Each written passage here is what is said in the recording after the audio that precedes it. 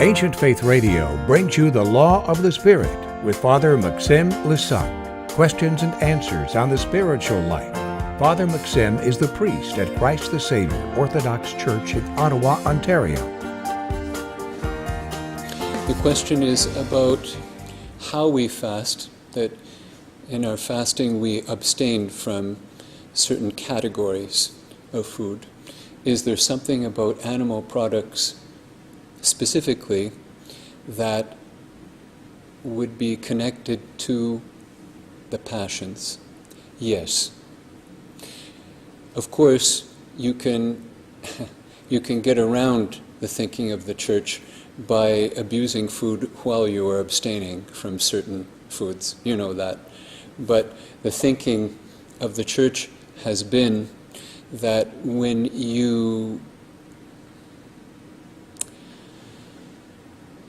eat a lot of heavy foods, it grants a sense of fullness and satisfaction.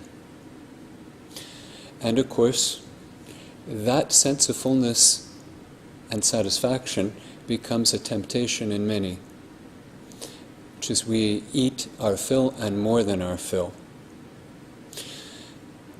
We should really distinguish between fasting in the pure sense, which is when we are not eating or perhaps only drinking water, and praying, of course. We should never forget that part. A fast without a prayer in the Christian context is not a fast. It's simply withholding food from someone. But we also have another practice of abstaining from certain foods and practicing moderation. Usually when we speak about fasting in Lent, more often than not, we're speaking about that. We're talking about abstaining from certain foods and the practice of moderation. The practice of moderation means to never eat your fill, simply. And if you think that sounds easy, try it for all of Great Lent and Holy Week. It means that at all of your meals, you never ate your fill. You didn't once do that. You never got to the point of feeling full. I can assure you, it doesn't mean you are starving. It doesn't mean that your body is suffering. You are suffering, I am suffering for other reasons. And that's the question we need to pose. Why are we suffering if we are eating what we need? We are suffering because we are missing the experience of being full. It's embarrassing to admit, but it's actually the truth. You and I like that feeling. We eat, we eat, we eat, we eat. We don't even think about how much our bodies need. We think about how we feel. How we feel.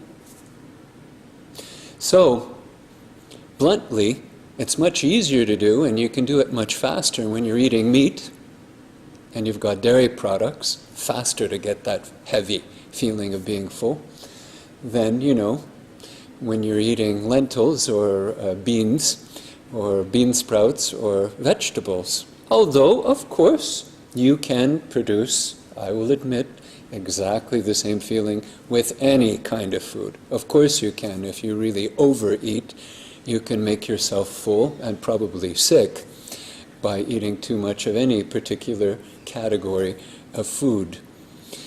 But the thinking is that these foods that are heavier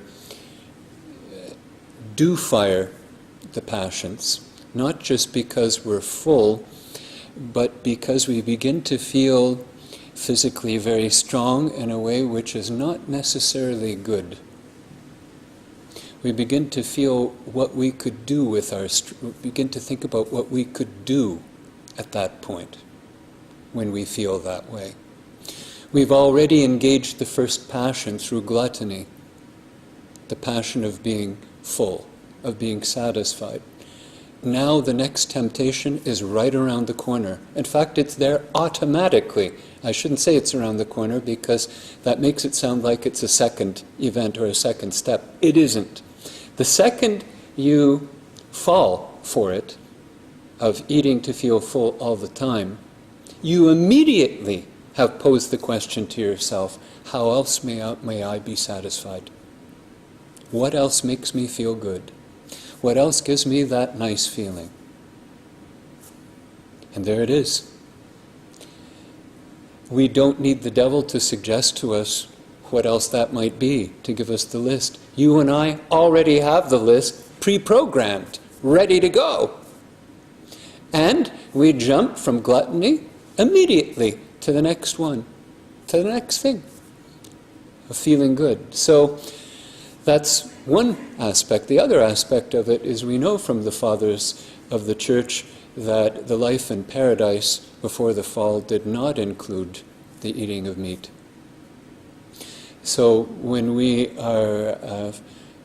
fast during Lent, we think we're doing something big. Actually, we're returning to our, if I may put it this way, our original diet. But let's not think of it as a diet. Let's think of it instead as a fast from sin and a fast from self-satisfaction. The one who defeats gluttony defeats many other passions that are connected with it. It may be hard for us to admit, but in part that's because we are North American and we are wealthy. There are many other parts of the world where people go hungry and they know. I'm not saying a hungry person is a righteous person. A hungry person may be a very angry person. Of course, I know that. However, approached correctly, passions can be defeated through defeating gluttony and through defeating the feeling of satisfaction. If you and I understand we weren't born to be satisfied, we can fight sin. If we think we were born to feel satisfied all the time, we will defeat none of the sins. We are sitting ducks for every passion, not a passion, all of them, the whole list. There isn't a passion to which we are not subject if we live in order to be satisfied. So the defeat of this is very important. I should add something which will not make me very popular. The same theology holds to Pascha and Bright Week. I guess I don't have to develop that any further. I'll end there. If you have a question on the spiritual life, you can write to Father Maxim at lawofthespirit@ancientfaith.com. And be sure to like this podcast on Facebook. This has been a listener-supported presentation of Ancient Faith Radio.